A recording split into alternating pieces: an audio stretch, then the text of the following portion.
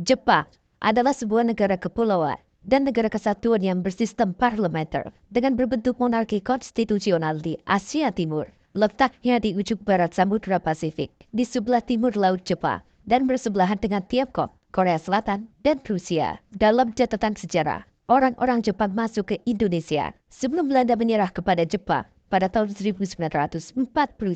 Krisis ekonomi tahun 1937 yang melanda dunia ternyata tidak begitu berdampak bagi negara Jepang.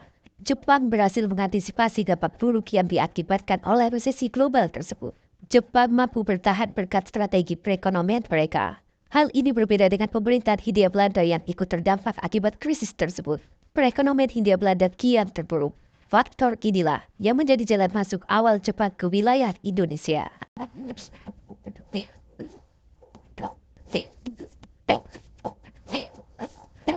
Mengutip tulisan Al-Hidayat Parinduli yang dibuat pada laman tirto.id tanggal 21 Februari tahun 2022 menjelaskan, pada tahun 1938 sampai dengan 1939, orang-orang Jepang masuk ke Indonesia untuk berinvestasi kepada pemerintah Hindia Belanda. Selain itu, Jepang juga menjadi salah satu negara utama tujuan ekspor komoditas dari Hindia Belanda yang diperoleh dari kekayaan alam Nusantara. Jepang pada waktu itu menjadi pesaing negara-negara Eropa dalam perebutan pasar ekonomi. Situasi demikian membuat mereka mampu masuk ke Indonesia pada tahun 1938 sampai dengan 1939 untuk berinvestasi kepada pemerintah Hindia Belanda.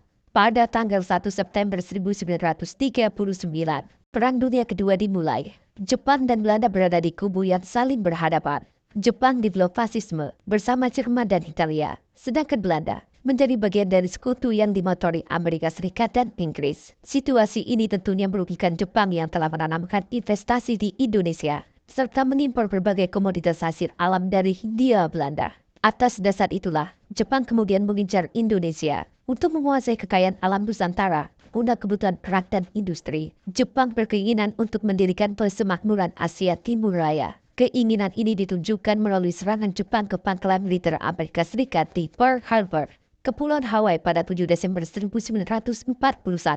Penyerangan ini bertujuan untuk melumpuhkan kekuatan sekutu yang terdiri atas Amerika Serikat, Inggris, dan Belanda, yang diperkirakan akan menjadi jalan bagi ekspansi Jepang di Asia.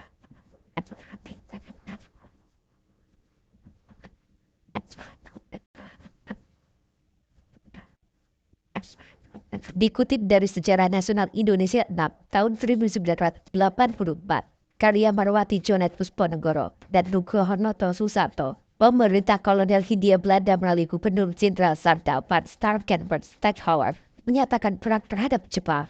Jepang merespon tantangan tersebut dengan mengirimkan pasukannya ke wilayah Tarakan, Kalimantan Timur pada 11 Januari 1942. Keesokan harinya, wilayah Tarakan berhasil diduduki Jepang.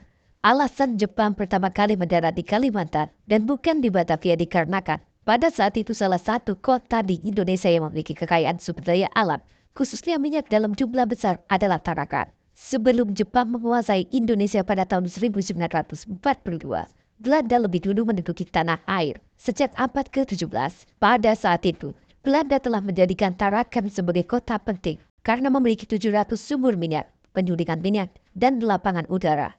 Itulah mengapa pendudukan Jepang pada awalnya dilakukan di daerah Tarakan, bukan di daerah Jawa, karena mereka memang membutuhkan kekayaan minyak bumi untuk memenuhi kebutuhan perang Pasifik. Setelah menguasai Tarakan, pendudukan Jepang segera merembet ke wilayah-wilayah Indonesia lainnya, termasuk Maluku di kawasan timur. Balikpapan dan Pontianak misalnya, masing-masing berhasil dikuasai Jepang tanggal 24 Januari dan 29 Januari 1942. Berikut berturut-turut pada tanggal 3 Februari dan 10 Februari 1942. Giliran Samarinda dan Banjarmasin yang direbut Jepang dari Belanda. Setelah menguasai Kalimantan dan Maluku, pasukan Dainippon melanjutkan ekspedisi ke wilayah Sumatera. Tanggal 14 Februari 1942, Jepang mengarahkan pasukan payung untuk menduduki Sumatera. 2 hari kemudian, tepatnya tanggal 16 Februari 1942, Palembang dan sekitarnya berhasil diduduki. Keberhasilan tersebut membuat Jepang semakin bertekad untuk menguasai wilayah Jawa. Jepang pun menduduki wilayah Teluk Banten di Jawa Barat dan Kragan di Jawa Tengah pada awal Maret 1942, dan Batavia yang menjadi pusat pemerintahan kolonial Hindia Belanda direbut pada 5 Maret 1942. Menyusul kemudian Bandung yang diambil alih 2 hari berselang.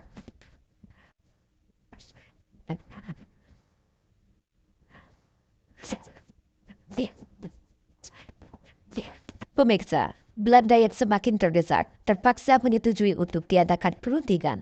Tanggal 8 Maret 1942 di Kalijati, dekat Subang, Jawa Barat, kedua belah pihak bertemu. Dalam perundingan yang dikenal dengan nama Perjanjian Kalijati itu, diputuskan bahwa Belanda menyerah tanpa syarat kepada Jepang.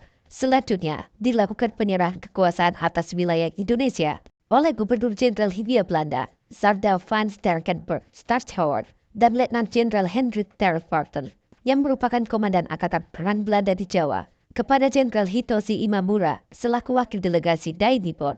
Sejak saat itu, wilayah Indonesia berada dalam pendudukan pemerintahan militer Jepang. Setelah resmi menduduki Indonesia sejak 8 Maret 1942, Jepang mulai menyusun pemerintahan demi melancarkan pendudukan mereka di Indonesia. Selain itu, Jepang juga melakukan aksi-aksi propaganda demi menarik simpati rakyat Indonesia. Di setiap kesempatan, Jepang menyampaikan pernyataan bahwa Indonesia Nippon berada di kedudukan yang sederajat.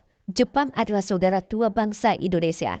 Jepang akan memimpin Asia untuk membangun Asia Timur Raya, dan bendera merah putih boleh dikibarkan berdampingan dengan bendera Hindu-Maru. Selain itu, lagu Indonesia Raya boleh dinyanyikan bersama Kimigayo. Salah satu propaganda Jepang yang populer membentuk gerakan 3A, yaitu Nippon Pemimpin Asia, Nippon Pelindung Asia, dan Nippon Cahaya Asia.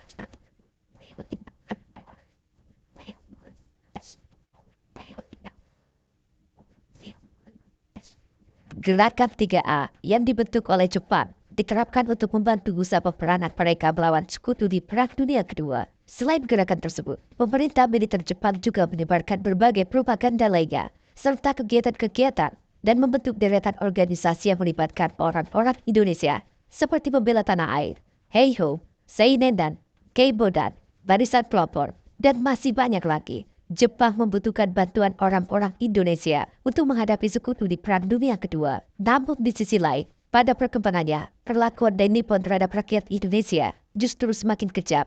Penerapan kerja paksa Romusa dan Jugun Ierfu adalah sedikit contohnya. Selama kurang lebih 4,5 tahun, Jepang menjajah Indonesia. Banyak kerugian dan kesengsaraan yang ditimbulkan. Semua diarahkan demi kepentingan perang untuk Jepang, sehingga kehidupan masyarakat Indonesia tersiksa. Begitu pula dengan sumber daya alam yang dikuras oleh Nippon. Hingga akhirnya, pada tahun 1944, kedudukan Jepang dalam Perang Pasifik sudah sangat terbesar. Di mana-mana, pasukan Jepang menderita kekalahan terhadap pasukan sekutu. Kondisi menjadi semakin parah setelah pasukan sekutu yang dipimpin oleh Amerika Serikat berhasil melakukan pengeboman terhadap 2 kota di negara Jepang, yaitu Hiroshima pada tanggal 6 Agustus 1945 dan Nagasaki pada tanggal 9 Agustus 1945. Pengeboman terhadap kedua kota tersebut mengakibatkan jatuh korban yang jumlahnya mencapai ribuan jiwa. Jepang mengalami kehancuran total.